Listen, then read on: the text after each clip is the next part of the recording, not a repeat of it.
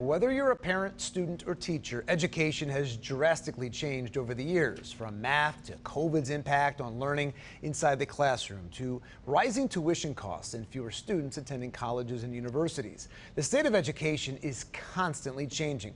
Over the next half hour, we'll be discussing education, which is facing, of course, those challenges, including the growing number of teachers leaving the profession. And what does the future hold for teachers and students?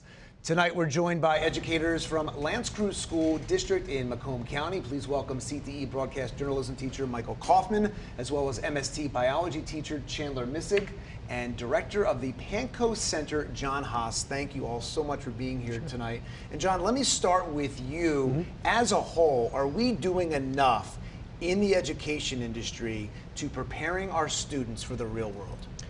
I think we're doing our best.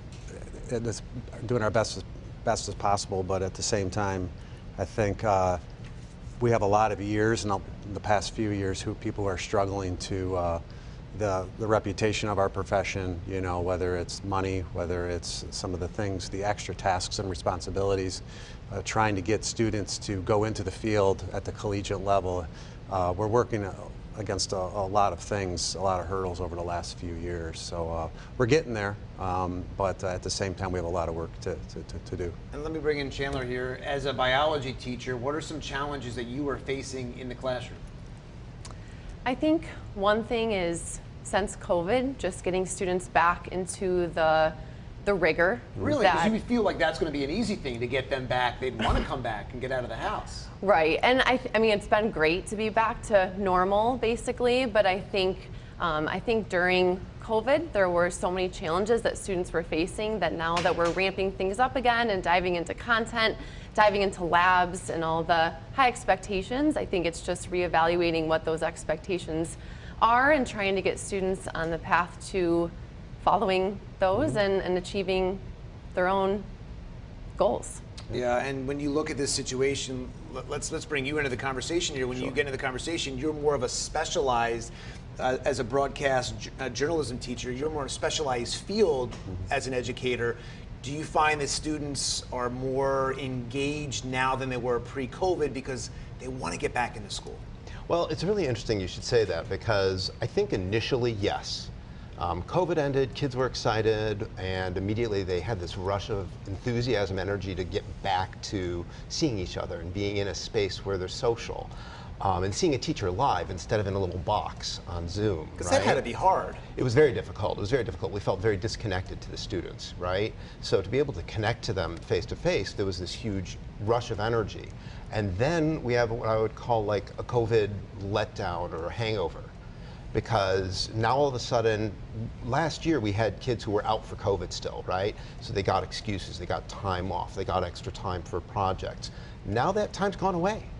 And they're having a hard time because for 2 years they were given extra time to do all this stuff and a lot of pats on the back for, hey, you got it done, yay you. And now it's like, no, this is due on Monday, you need to get it done. And that's like, well, don't I get extra time? So they're struggling very much with it now because it's been 2 years of not having that rigor. And as a principal, you're trying to keep obviously structure within the school and the education system.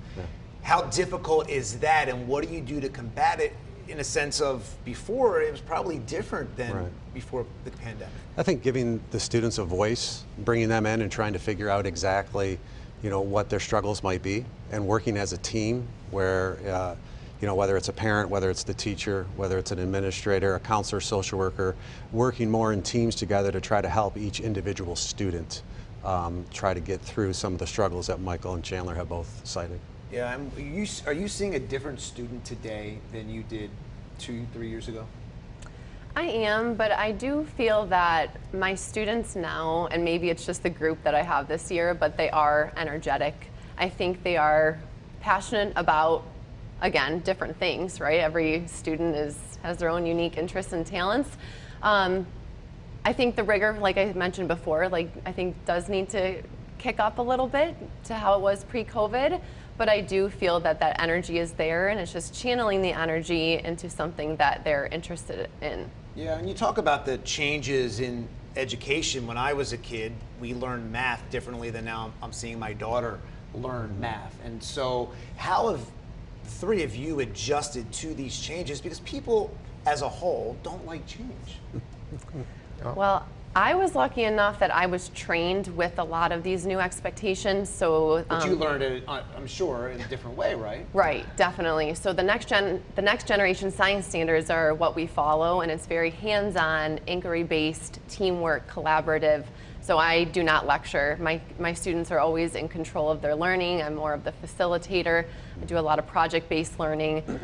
But again, I was lucky enough that I got trained in college that way, so I don't think the change was as intimidating, but it is. It's hard for teachers who, I mean, even I'm in my 6th year now, and you get set in your ways, so to constantly be willing to shake it up and keep learning and trying new things. Yeah, and obviously the pandemic really shook things up, and now you look at what you guys are doing within your district. Can you tell me about the Panko Center and the impact it's having on students?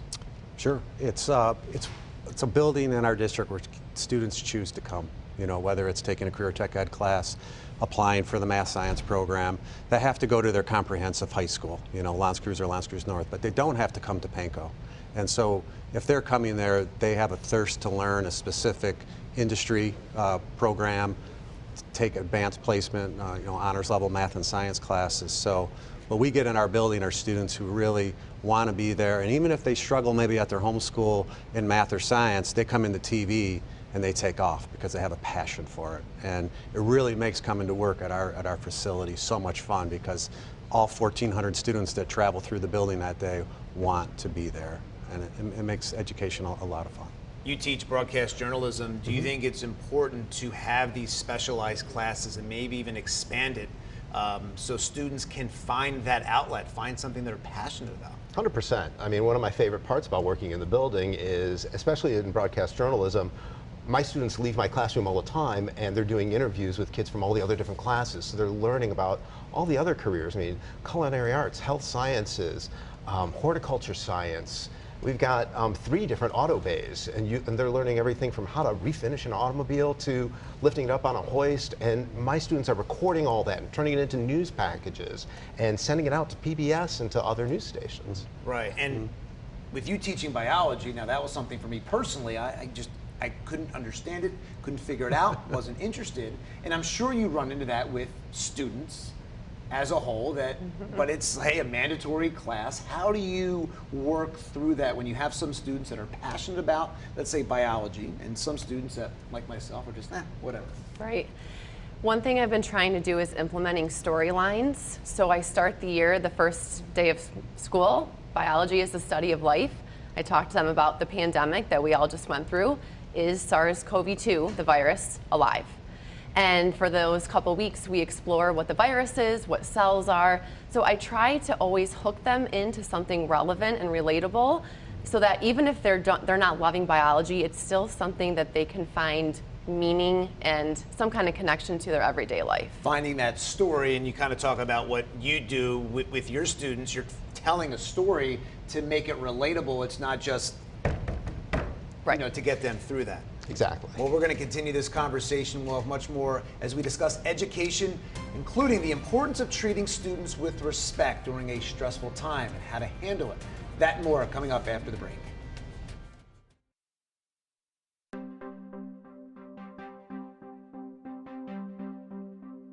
I don't know if there's been a better time to start a brand new news operation. The newsroom was pretty much starting from scratch. It's fresh, it's innovative. Lots of energy, lots of passionate reporters. Knowing what we're starting here puts so much joy in my heart. We have reporters who are embedded in these communities. Many people throughout St. Clair Shores have been fighting to save this water tower. If there's a miracle out there, get a hold of me. We are part of the neighborhood. Our newsroom is part of your neighborhood. Residents here on Stansbury say they are fed up with all this flooding that keeps happening. We shouldn't have to live like this. Telling the stories that otherwise nobody would know about. Now, AJ, you went to the downtown boxing gym and you really got to see how this gym is impacting kids' lives. Yeah, Chris, as soon as I walked in the building, it was very uplifting. It's a boxing gym, but it's more than boxing. You know, we do homework, we help them with the SAT. When it comes to the weather, it's forecasting what's going to fall on your driveway, when is it going to happen, and how might it actually affect your day-to-day life? Hundreds of people continue to call in reporting problems throughout the county. Cleanup crews working all throughout Metro Detroit. Get them down and get them cleaned up. Local news to me means we're in your community, we're telling stories that matter to you, that affect you, that maybe we can get change and things done in your community. She was born without a right arm, and then her legs didn't grow, I guess, the way that they should have. But for 20-year-old Fortin High School alum Sumaya, she doesn't let that, or anything else for that matter, get in her way. So you have a favorite button over there? Yeah, you want to press it? Yeah, why don't you go ahead and... This is my favorite. I hope everyone watching that piece in particular says, I want to help that little girl and help that family and help get her to college. Well, we are rethinking the way local news is done in the 21st century and how to tell the most important stories in a compelling way. You can get news anywhere, but for us, we're a fresh face with a new perspective, and we're trying to make a difference in the community to tell stories that matter to you. I think we're here to listen and actually hear what you're saying, and we're putting together a newscast that will show that. I want to tell those people's stories because it's needed. Detroit is ready. Get ready, because here we come. Reporting in Dearborn Heights. Live in Wayne County. Reporting in Adrian. Live in Livonia. Reporting from South Lyon, Kelly Vaughn. CBS News Detroit.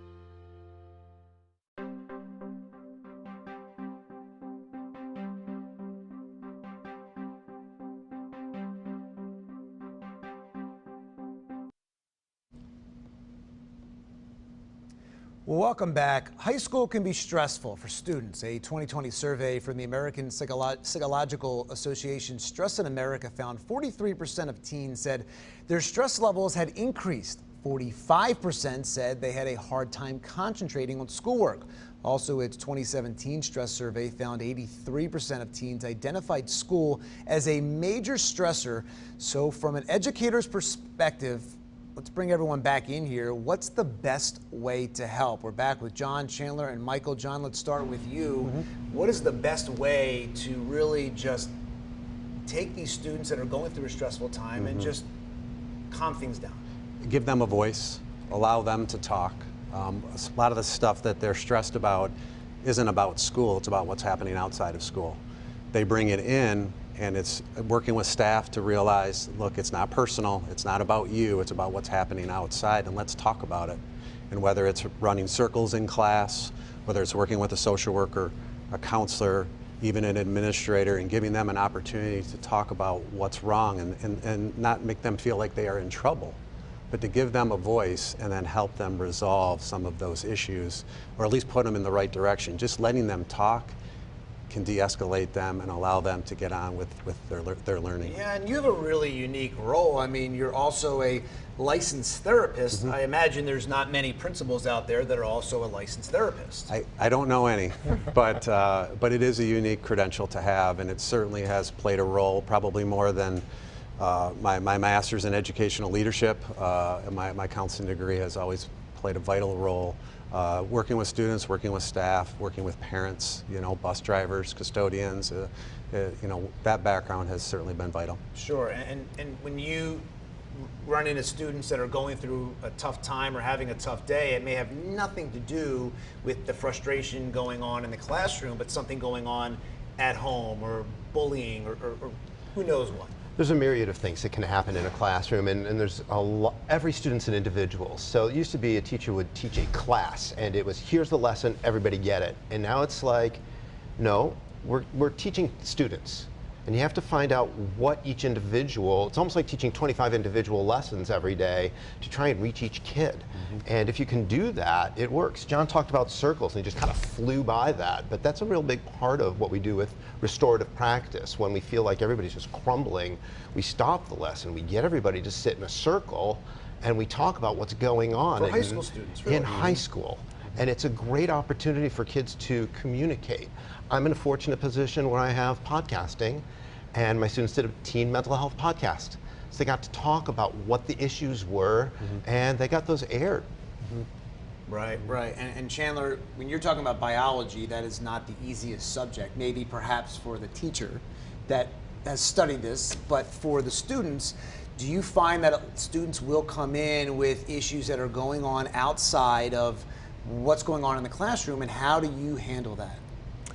Yeah, I mean, definitely. Everybody does. And I think that's why it is so important to get to know your students so that you know if they're in your room and they're not being themselves. So for instance, today I brought a student out in the hallway who's not doing well in class right now. And I learned a lot about their home life and just about some things that they're struggling with right now. And we made a plan going forward. But it's hard. I mean, I have 150 students. So when you have this many and you're trying to understand what makes each of them tick, but also what their norm is, and if they're not acting in that normal way, how do you address it? How do you help them? But again, that's why it takes a team and it takes community in the classroom. And like Michael explained with the circles, I do those too, because you have to build the community and the safe space within your walls so that they feel comfortable with you, with each other. I think that's all part of the picture. Yeah, nowadays with social media, things have changed. I mean, when we were kids going to school, you feel like the bullying or getting picked on started and stopped at the bus stop, in the hallway, maybe in class. But nowadays, with social media, with the internet, it can go on 24/7. The pressure on these students has to be even more difficult. Oh, I think it's incredibly difficult, and it's incredibly difficult for our teachers especially, because they're ready to start off. They've got their day planned. They're ready to, get it kicked off with a great hook for the lesson, and in walks two students who they want nothing to do with the lesson. All they're talking about is what happened on social media over the weekend, and it's spilling into our classrooms, and it's disrupting that opportunity to learn, not only for those two students, but everyone else and the instructor to try to deliver that lesson. When you think about it, I mean, that's kind of life though, right? I mean, you're all professionals, you have careers, have jobs. Something may go on in your personal life, a disagreement with a wife or husband or spouse, a child, a relative, or whatever it is that goes on in life. That's life. You still have to go into work and perform and do your job. But to say things don't affect the teachers or the parents or things like that are going on in life, that does prepare them in a weird way. Wouldn't you say prepare them for life? Well, for sure. I think as teachers, we have to make ourselves human to our students too. If we're having a rough day, or if I'm off my game, I'll apologize to my kids. I'll tell them, look, I'm sorry, I'm off my game. This is what's happening. There was a moment when my mom had cancer and she was going through surgery, and I said, I'm a little off my game. This is what's happening. I explained it to my students, and they appreciated it and understood. And that community that we build as students to teacher, they reciprocate. They appreciate when you come out and say, look, I'm having an issue right now. I may not be at my best. I'm doing the best I can. Let's see what we can do to get through this together. Do you think that transparency with your students is beneficial, where they don't maybe look at you as the teacher, necessarily just the teacher in charge, I want to say, but that you're also you are one of them. You understand what they're going through and some different challenges they may face when you show maybe a vulnerable side of yourself? For sure. I think breaking down those barriers is important to build those relationships, but obviously, still having the professional boundaries with your students. But yeah, getting to know them and allowing them to get to know you a little bit too is important to, again, build that community. All right, well, thank you very much. We're going to continue this conversation. After the break, we'll talk about why a record number of teachers are leaving the profession. That and more when we come back on CBS News Detroit at 7.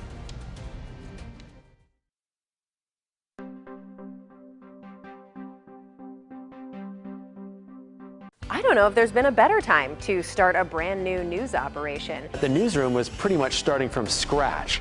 It's fresh, it's innovative. Lots of energy, lots of passionate reporters. Knowing what we're starting here puts so much joy in my heart. We have reporters who are embedded in these communities. Many people throughout St. Clair Shores have been fighting to save this water tower. If there's a miracle out there, get a hold of me.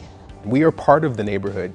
Our newsroom is part of your neighborhood. Residents here on Stansbury say they are fed up with all this flooding that keeps happening. We shouldn't have to live like this. Telling the stories that otherwise nobody would know about. Now, AJ, you went to the downtown boxing gym and you really got to see how this gym is impacting kids' lives. Yeah, Chris, as soon as I walked in the building, it was very uplifting. It's a boxing gym, but it's more than boxing. We do homework. We help them with the SAT. When it comes to the weather, it's forecasting what's going to fall on your driveway, when is it going to happen, and how might it actually affect your day-to-day life? Hundreds of people continue to call in reporting problems throughout the county. Cleanup crews working all throughout Metro Detroit. Get them down and get them cleaned up.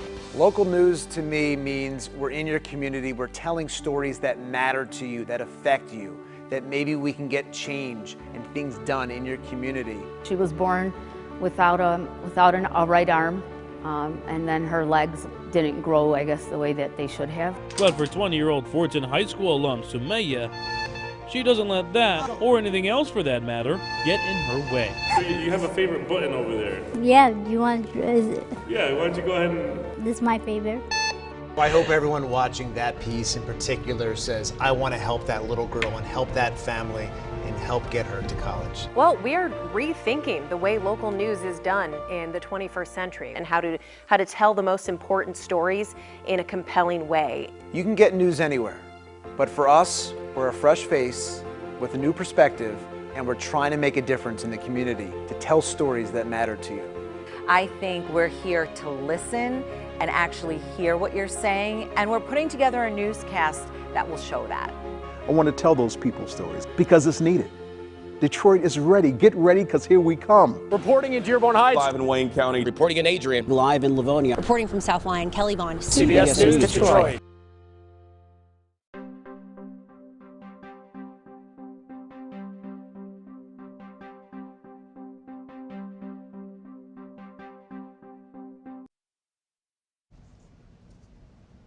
Welcome back. A 2022 report from the National Education Association found the number of teachers who plan on leaving the profession is on the rise significantly. 90% of its members say they feel burned out. 86% say they've seen more educators leave the profession or retire early. Welcome back with Michael Kaufman, Chandler Missig, and John Haas, educators from L'Anse Creuse School District in Macomb County. And can the three of you relate to those statistics that say, I just want to get out, I've had enough? Well, John? Well, I am retiring. I'm retiring this spring, but I've got a quote in my office, and I'm going to paraphrase it, but basically the quote references the number of decisions teachers and educators have to make in a day. The only people that make the same number are emergency room medical teams, doctors, nurses. I mean, that's how much goes on in our day, in our moment, with 30 plus students in front of you. But people can probably relate to being in an ER room and how chaotic it can get. That's how many decisions get made by a teacher in a day, and that burns people out. You wouldn't think that it would be that much of a thing. You would think that, okay, you have your lesson plan and you go forward and a few things pop up and you go about your day. Yep. Well, you got interruptions. You know, you've got social media. You've got students with phones. You've got you know, things that happen outside of the classroom that get brought in. You obviously have your lesson. You have your questions. You have multiple different learning abilities in front of you. So you may teach a lesson, but some kids, you've got to try to reach all of those different abilities. So you can't just go to the middle of the road. You're not challenging the higher level ones, and then you're leaving behind some of the struggling ones. So. Right. Well, best of luck with your retirement. I appreciate that. Do you have that? I mean, do you feel that at times? I mean, look, everybody gets stressed out with work from time to time, right? And so as you're seeing the statistics on the rise, do you say, I understand why they feel that way? I do. I think multitasking is part of the job for sure, especially when I lead our leadership council, so I'm always doing things for that. I do a lot for our department, so I'm always doing things behind the scenes for that. You're emailing parents, you have to make parent phone calls.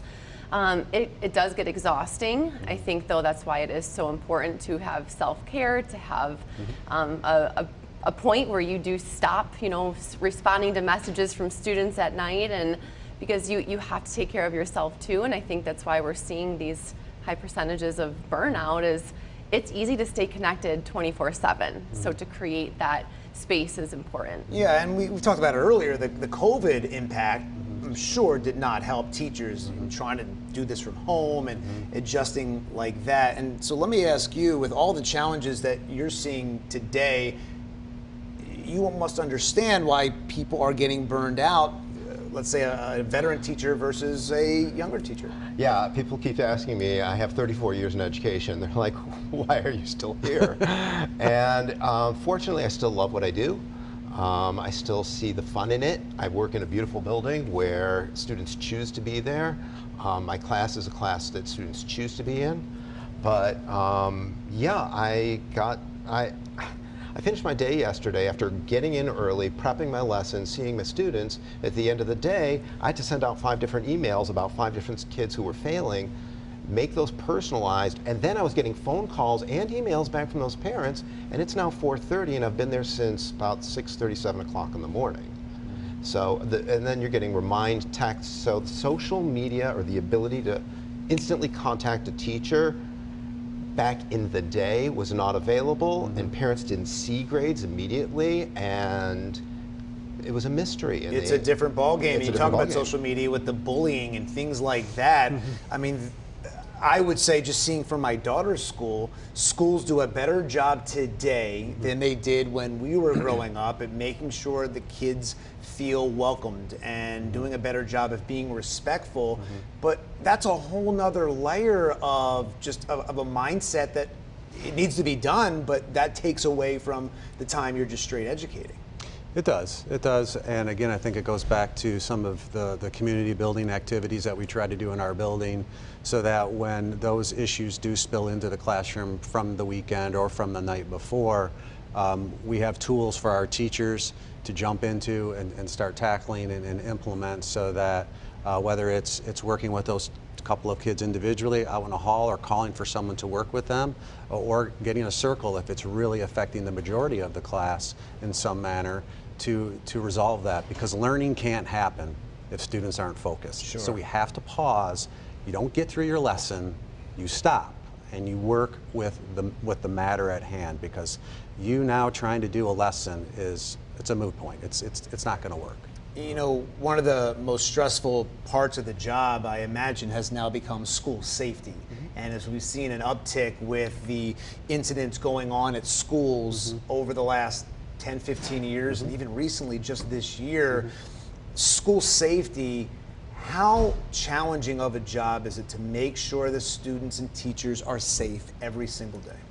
Well, I think, again, it's talking about it, you know, whether it's with individual staff members as a faculty. Our district has done a wonderful job, especially since the response of what happened in Oxford, with thumb locks in every door, night locks to just, you know, secure the door. There's no way that thing's going to get open, to running, you know, drills, you know, to prepare students and staff to the best of our ability, without haunting them or traumatizing them, but to just have that preparation, but more than anything, talk about it afterwards and have dialogue, so that you know, everyone feels like, again, that they've had a voice in that preparation for any sort of tragedy. Yeah, and obviously when you think about school security and safety, we saw what went on at Michigan State University, what went on at Oxford. Does it come up at all in the classroom with teachers and with students feeling safe? I mean, as a teacher, look, you're teaching biology at the same time. When these things happen down the road from where these kids are going to school, where you go to work, I imagine you would talk to your students about it. Oh, for sure. Like when Oxford happened, the next day, I mean, you could hear a pin drop in the hallway. And I didn't know at first how I was going to address it, but as soon as my students were in my classroom, I knew I had to address it. And we had a conversation about it. We ended up just sharing some of everyone's feelings. They ended up writing down, if they just wanted to write something personally to me, a thought, a feeling, just concern, or any scary thoughts in their head. Because it's scary though when it's inside you and you can't talk about it and share that with each other, and that's why as a teacher you have to be human. You can't just block everything out when it's affecting, if it's affecting you, it's affecting your kids. Sure. And Michael, when you see what teachers are going through today versus 20 years ago, or what you said, 34 years, whatever it's been, is there a lot more on the shoulders of a teacher today than there was 30 years ago? Yeah, absolutely. Or is it just evolved? It's completely different. The whole game is different. And the reason it's so different is because now you have to embrace the technology, you have to embrace the the different drills we're going through, right? So we never had that kind of a run, fight, hide type of drill in the past. But, you know, when I was a kid, we were worried about nuclear bombs, and we had a nuclear drill. I mean, it was bizarre to think that if you hid under a desk, you're going to be safe in a nuclear war. But it has evolved, as you said, because we have this thing called Schoology. It's an online learning module where kids can just type in and figure out what they have to do. But if you're old school and you're used to writing your lesson plans out, that becomes very difficult for many teachers to go, wait, you want all of this in this format online? And we're all learning how to do that now together. And a lot of teachers left because it was just too much. We will continue this conversation about education and the future of education when we come right back.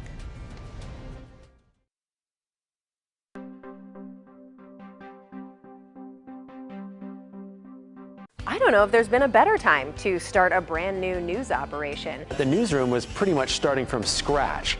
It's fresh, it's innovative. Lots of energy, lots of passionate reporters. Knowing what we're starting here puts so much joy in my heart. We have reporters who are embedded in these communities. Many people throughout St. Clair Shores have been fighting to save this water tower. If there's a miracle out there, get a hold of me. We are part of the neighborhood. Our newsroom is part of your neighborhood. Residents here on Stansbury say they are fed up with all this flooding that keeps happening. We shouldn't have to live like this. Telling the stories that otherwise nobody would know about. Now, AJ, you went to the downtown boxing gym and you really got to see how this gym is impacting kids' lives. Yeah, Chris, as soon as I walked in the building, it was very uplifting. It's a boxing gym, but it's more than boxing. You know, we do homework, we help them with the SAT. When it comes to the weather, it's forecasting what's going to fall on your driveway, when is it going to happen, and how might it actually affect your day-to-day life. Hundreds of people continue to call in reporting problems throughout the county. Cleanup crews working all throughout Metro Detroit. Get them down and get them cleaned up. Local news to me means we're in your community, we're telling stories that matter to you, that affect you, that maybe we can get change and things done in your community. She was born without a right arm, and then her legs didn't grow, I guess, the way that they should have. But for 20-year-old Fortson High School alum Sumaya, she doesn't let that, or anything else for that matter, get in her way. So you have a favorite button over there? Yeah, you want to dress it? Yeah, why don't you go ahead and... This is my favorite.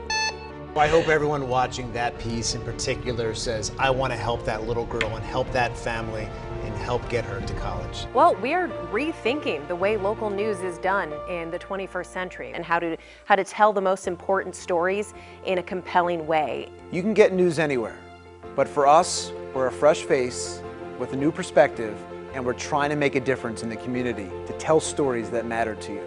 I think we're here to listen and actually hear what you're saying, and we're putting together a newscast that will show that. I want to tell those people's stories because it's needed. Detroit is ready. Get ready, because here we come. Reporting in Dearborn Heights. Live in Wayne County. Reporting in Adrian. Live in Livonia. Reporting from South Lyon, Kelly Vaughn. CBS News Detroit.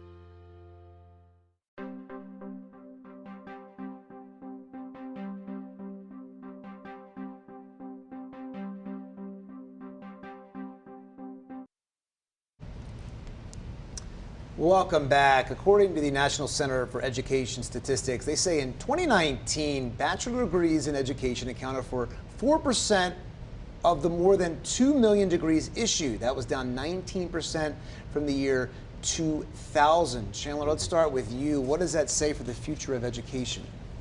It's a concern for sure. I know even when I was 6 years ago going through the program, we had a very small cohort where it used to be much more competitive to even get into the program. I think we need to do a better job as a whole incentivizing teachers to come into the profession again, but then also taking care of teachers so that they stay. Right, and a lot has been made over the years of teachers not being paid enough, as we see entertainers and athletes and everything else getting lots of money, that more money needs to be put into the education system. The future of education, you're going to retire at the end of the year from being the principal. Right. But the future of education, where is it going? Well, I think it's headed in the right direction. Yeah, I really do. I think right now, I heard a statistic that we have only between 200 and 400 graduates in the state of Michigan coming out of colleges and universities as certified teachers.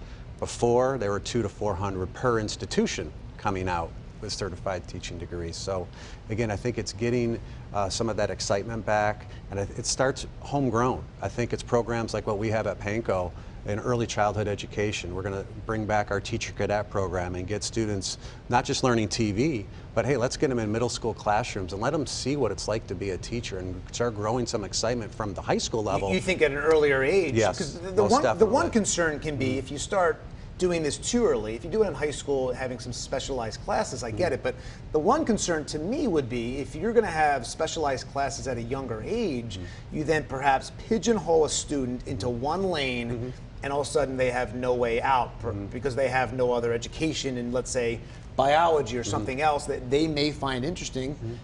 You know, you run into that.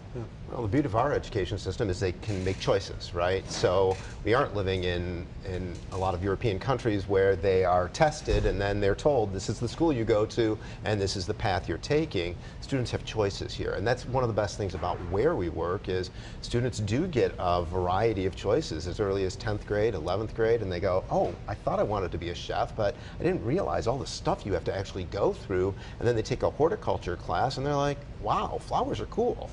Right. You know? Right.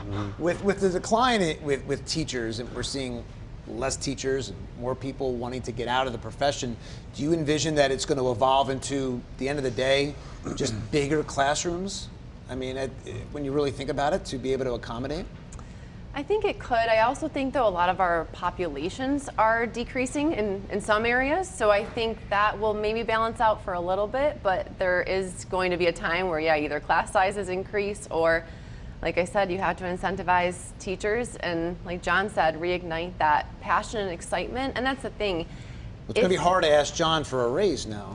Right, yeah, I know, he's leaving me. Going away. But you have to do something that you love, and I think if you identify that love in high school, in college, and then cultivate that passion, but also train teachers so that they're ready for all the multitasking and ready for all the stressors that come, you're setting them up for success to enjoy their job, but to stay in the job too. You know, obviously the curriculum is going to continue to evolve over the years. We talked about how math is being taught differently today than it was, 20, 30 years ago. What is one area you would like to see evolve and improve on? Is there one thing that you want to see, 20 years from now? Maybe I'm a little biased, but I'd like to see the mental health piece in schools evolve. Right now, most of our high school counselors have caseloads of 300 and 400 students. There's no way they can service that caseload with any kind of efficiency and effectiveness. So I'd like to see in the next 5 to 10 years, school districts and have the funding to be able to add counselors, add social workers, and pay them at a rate that they don't want to go to private practice. Right. Because why would someone want to come in and make 40 or 50,000 when they can make 6 figures working in the private sector? So if we could get that all the things we've talked about in the previous 29 minutes here would all be affected in a positive way if we had more mental health in the schools. Yeah, and I think that's a great point, is you guys have a lot of specialized programs at your school. Look, when I was in school, I wish I learned about the stock market and healthcare and insurance, and learned and having topics like that are more useful to my everyday life as opposed to some of the things that I was learning about. I mean, do you envision that every school will teach about the stock market and about healthcare, about insurance, real life issues? People are asking for it, so I think we're getting there. We are getting there because we already have fundamental math where they're taking, remember home ec, where people learned how to cook? Well, that's kind of... I still haven't learned how to cook. So that type of thing, food and nutrition is making a comeback, so kids can be better at their own health, right? I think it's so important for them to take care of those little things, and I see that education is heading in that direction because it's what parents and kids want.